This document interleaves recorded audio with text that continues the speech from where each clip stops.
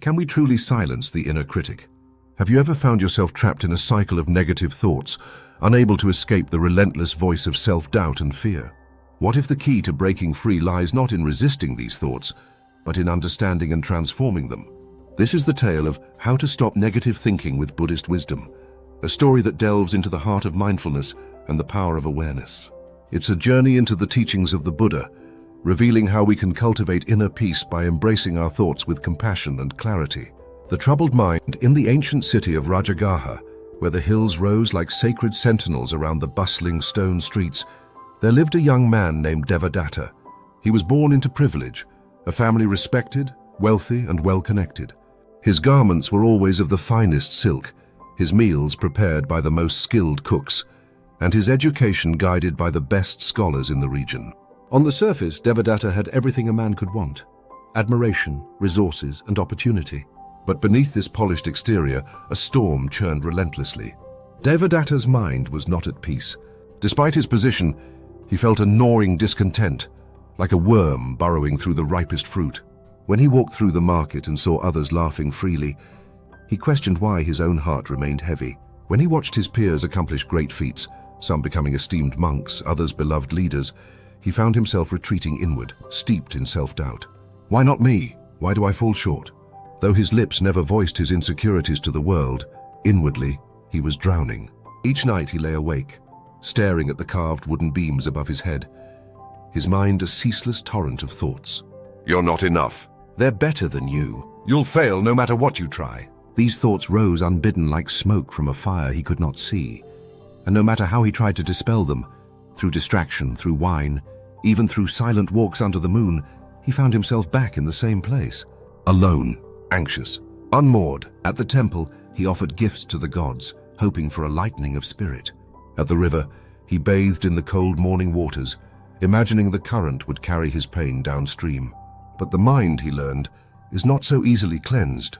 One evening, as the sun dipped below the jagged peaks surrounding Rajagaha, casting the city in golden hues, Devadatta stood at the edge of the city gardens, watching the shadows stretch long and lean across the earth. It was there he overheard the gentle cadence of a group of monks, seated beneath a Bodhi tree, engaged in a quiet discussion. They were disciples of the Buddha, Shakyamuni, the Enlightened One, whose teachings had begun to ripple through the land like waves on a still pond. Devadatta's curiosity was piqued. He had heard of the Buddha, of course. Everyone had. A prince who had renounced wealth and comfort to seek truth and transcend suffering. Many praised his wisdom. Some whispered criticisms too. But Devadatta was not interested in gossip. He wanted peace. The next morning, as the city stirred to life, Devadatta dressed simply for the first time in years. He wrapped himself in a modest robe, left behind his ornaments and attendants, and walked with uncertain steps toward the monastery nestled at the edge of the bamboo grove, where the Buddha resided with his Sangha. There, beneath the early light filtering through bamboo leaves, he found the master seated in quiet contemplation. The Buddha's presence was unlike anything Devadatta had experienced before. Serene yet alert, still yet full of life. It was as if the man radiated a kind of silence that could speak directly to the soul. Devadatta knelt and bowed low, his forehead touching the earth. "Master," he said, his voice trembling, "my mind is a battlefield. Negative thoughts arise unbidden, and I am powerless against them. I compare myself constantly to others. I doubt my own worth. I fear that no matter what I do, I will never be enough. I cannot sleep. My heart is restless. How can I find peace?" The Buddha opened his eyes slowly and looked at Devadatta with a gaze both clear and compassionate.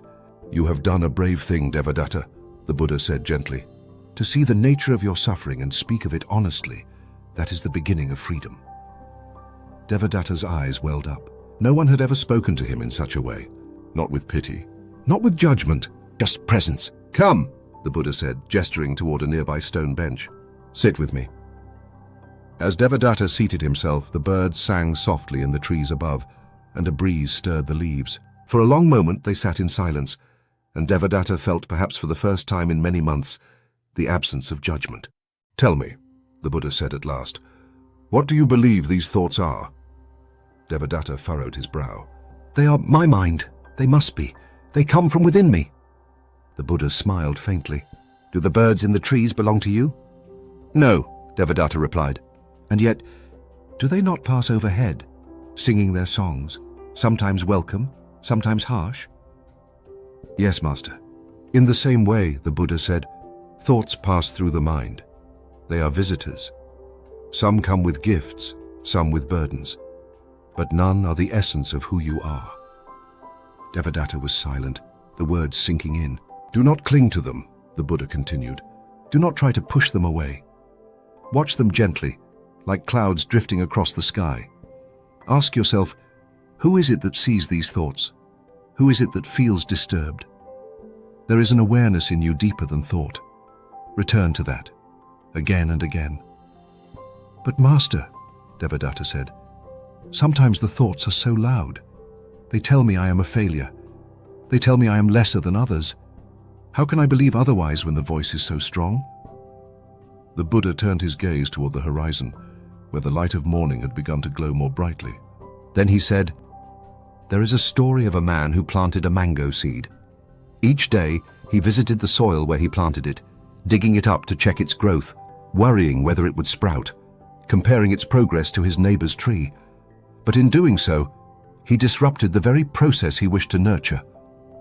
In the end, the seed never grew. Devadatta nodded slowly, sensing the meaning. Peace is not achieved by force, the Buddha said. It is cultivated through presence, patience, and kindness, especially kindness to oneself. But I don't know how, Devadatta said, his voice cracking. I don't know how to be kind to myself. The Buddha studied him with warmth. Begin small, he said. Sit each morning. Watch your breath. When the thoughts come, do not follow them. Do not fight them. Simply return to the breath. Over time you will see they are not you. They are passing winds. You are the sky. Devadatta bowed again, tears on his cheeks. No teaching had ever struck him like this. Not from philosophers, not from poets. It was not just wisdom, it was medicine. As he left the grove, he felt not cured, but opened. Not transformed, but invited. Over the weeks that followed, Devadatta began a new routine. Each morning before sunrise, he sat in a quiet corner of his family garden beneath an old neem tree and watched his breath. At first, the thoughts screamed louder than ever, as if angry at being ignored. You're wasting time. You'll never be free. This is pointless. But slowly, with the Buddha's words in his heart, he began to observe them instead of obeying them. He noticed patterns, how certain memories triggered waves of judgment, how comparing himself to others led to a spiral of shame. He saw how some thoughts weren't even his. They were echoes of voices from his past, old teachers, stern elders, even imagined critics. And then one morning it happened. Just for a moment, a space, a quiet, a breath without thought, a flicker of peace. It didn't last long, but it was enough to know there is a path. He returned to the Buddha often, asking questions, sharing his progress and setbacks. Sometimes he came in joy, other times in tears, but always the Buddha welcomed him with that same calm presence. One day, Devadatta said, Master, I've come to see that much of my suffering was not from the world, but from the stories I told myself. Why do we do this? Why are we so cruel to our own minds? The Buddha looked at him, his voice like a river's gentle flow. Because we forget who we truly are. Because we believe the mask, not the face. But even the darkest thought cannot dim the light of awareness. Even the heaviest burden cannot sink the one who does not cling. Devadatta pressed his palms together in reverence. Thank you, Master. I will keep walking this path. And so he did. The troubled mind remained at times, but it no longer ruled him. He began to smile more, to walk with a lighter step. He no longer feared the quiet. In fact, he cherished it. He learned to rest not just in body, but in being. He was still Devadatta, still human, still learning, but no longer lost. The Buddha's guidance days turned into weeks, and Devadatta found himself returning often to the Bamboo Grove Monastery. Each visit was like drawing water from a well in the desert. With each question asked and each teaching received, he felt a little more grounded, as if roots were beginning to grow beneath the wandering restlessness of his mind. One morning, Devadatta approached the Buddha just as the first rays of light filtered through the bamboo. The earth was cool beneath his feet, and the scent of dew-wet grass lingered in the air. Master, he said, bowing low, I am grateful for your wisdom. I have begun to see my thoughts more clearly as you advised. But they still come, those dark visitors. Some days they pass swiftly. On others they linger like shadows at noon. How can I better meet them? The Buddha, who had been seated in meditation beneath the great sala tree, opened his eyes slowly and regarded Devadatta with calm compassion. "Devadatta," he said, his voice serene yet clear, "the mind is like a garden. If you neglect it, weeds will overrun it. But with care and attention, you can cultivate flowers of joy and serenity." The imagery stirred something in Devadatta. He saw his mind for what it was, not a battlefield to be conquered, but a living space to be tended. "You have begun to pull weeds by noticing the thoughts that harm," the Buddha continued. "Now, let me show you how to cultivate the soil." He then introduced Devadatta to a teaching known as the Vitakkasanthana Sutta, a discourse on taming unwholesome thoughts shared with monks who, like Devadatta, wrestled with inner demons. The Buddha spoke with clarity, yet his tone remained as gentle as the morning wind. "There are 5 ways to overcome negative thoughts," he said, holding up 5 fingers. "Each is a tool. Together they make a path." Devadatta leaned forward, listening intently. 1. Replacement. "First," the Buddha said, "replace the unwholesome thought with a wholesome one, like using sweet herbs to crowd out bitter weeds." He gave an example.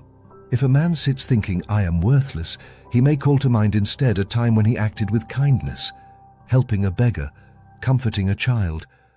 By remembering the light, he weakens the shadow." Devadatta nodded. "So I must bring forth the opposite." "Yes," the Buddha replied. "Not to lie to yourself, but to remember what is also true." Devadatta recalled how often he had spiraled into negativity, failing to notice the moments when he had in fact spoken gently, acted wisely, or made someone smile. He had allowed darkness to paint over every color. "I can do this," he said. "I can replace poison with balm." 2. Reflection. The second method, the Buddha said, is reflection. Contemplate the danger of following such thoughts. What becomes of a man who nourishes hatred, jealousy, or fear? Devadatta thought of his sleepless nights, the way worry had hollowed out his joy, the way comparing himself had turned admiration into resentment. "It leads only to suffering," he murmured. "Indeed," the Buddha said, "see the path such thoughts would take you down, and choose another. Just as a man would not drink from a well he knows is poisoned." This struck Devadatta deeply. He had never thought to pause and truly question the thoughts he followed. Like a rider clinging to a wild horse, he had gone wherever they led.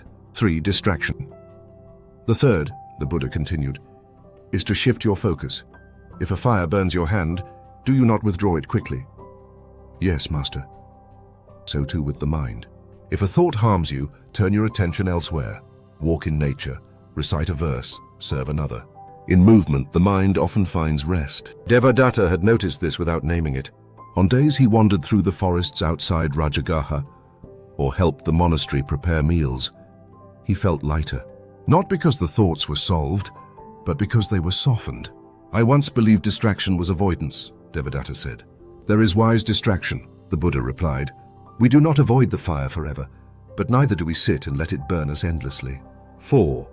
Investigation. The fourth method, the Buddha said, is investigation. Examine the root of the thought. Ask, why has this arisen? What do I truly fear? What am I attached to? He looked directly at Devadatta. He looked directly. "You have told me you often compare yourself to others. What lies beneath that?" Devadatta lowered his gaze. "I fear that I am not enough." "And why must you be more?" the Buddha asked gently. I suppose I think that only then will I be loved, respected." The Buddha nodded. "So the root is not envy, but longing, a thirst for love, for worth." "Yes," Devadatta whispered. "That is true. When we see the root clearly," the Buddha said, "we no longer blame the leaves. And often, the root reveals not a monster, but a wounded child." Devadatta felt his chest ache. Tears welled in his eyes, not from sorrow but from clarity. He had spent so long hating his mind without ever understanding it. 5. Suppression. The final method, the Buddha said, is willful redirection. If none of the others work, you may use determination to cast the thought aside, like a man pushing away a thorn. He paused. This is not repression, but protection, just as a warrior uses his shield when the arrow flies. Devadatta hesitated. Is this not forceful? It is, the Buddha admitted, but sometimes force is necessary, like a parent pulling a child from fire. The key is to do it not from hate, but from care. Devadatta saw the difference. He remembered times he had tried to crush his thoughts in anger. That only gave them more power. But if he could learn to dismiss them with firm compassion, like a host politely escorting out an unruly guest, perhaps that would be different. The Buddha finished and looked to Devadatta. These are the 5. They are not steps to follow in order, but tools to be chosen with discernment. Devadatta was quiet for a long time. Then he said, These methods feel like water to a man lost in the desert, but I worry I will forget them. You will, the Buddha said simply. At times, but that is no failure. Each time you remember again, you grow stronger. Is this how you overcame your own thoughts? Devadatta asked. The Buddha smiled faintly. I too sat beneath the tree of turmoil. I too was visited by Mara, the tempter of minds, and each time I watched. I chose. I remembered the truth, over and over, until the truth became my home. As the sun rose higher, Devadatta sat quietly beside the Buddha. The breeze stirred the branches overhead, and the sound of the world waking up echoed around them. Birds, footsteps, distant laughter. But in his own heart, for the first time, Devadatta felt still. He knew the path ahead would be long, that thoughts would still rise, doubts would still whisper. But now he had something more than silence. He had tools. He had understanding. And most of all, he had the deep certainty that his mind was not his enemy, but a garden waiting to be tended. That day, as he walked down the stone path back into the city, he passed a small girl playing by the roadside. She was singing to herself, a tune sweet and free. Devadatta paused, smiled, and in his heart a single flower bloomed. The practice begins. Devadatta began his practice by observing his thoughts without judgment. When a negative thought arose, he would acknowledge it and then gently replace it with a positive one. He reflected on the impermanence of all things, understanding that thoughts, like clouds, pass by if not clung to. He also practiced mindfulness meditation, focusing on his breath to anchor himself in the present moment. This aligns with the Satipatthana Sutta, which emphasizes mindfulness as a path to liberation. Wikipedia transformation through mindfulness. Over time, Devadatta noticed a shift. The negative thoughts still appeared, but they no longer held power over him. He learned to observe them as passing phenomena, not truths. His mind became a place of refuge rather than turmoil. He also embraced the Lojong teachings, particularly the practice of Tonglen, sending and receiving compassion. By breathing in the suffering of others and breathing out relief, he cultivated empathy and reduced his self-centered thoughts. Final reflection. Embracing inner peace. Devadatta returned to the Buddha, his demeanor transformed. Master, he said, my mind is no longer my enemy. Through mindfulness and compassion, I have found peace. The Buddha smiled and replied, Remember, Devadatta, thoughts are not the enemy. It's our attachment to them that causes suffering. By observing them with awareness, we free ourselves. May this tale inspire you to approach your thoughts with mindfulness and compassion, transforming your inner landscape into one of peace and clarity.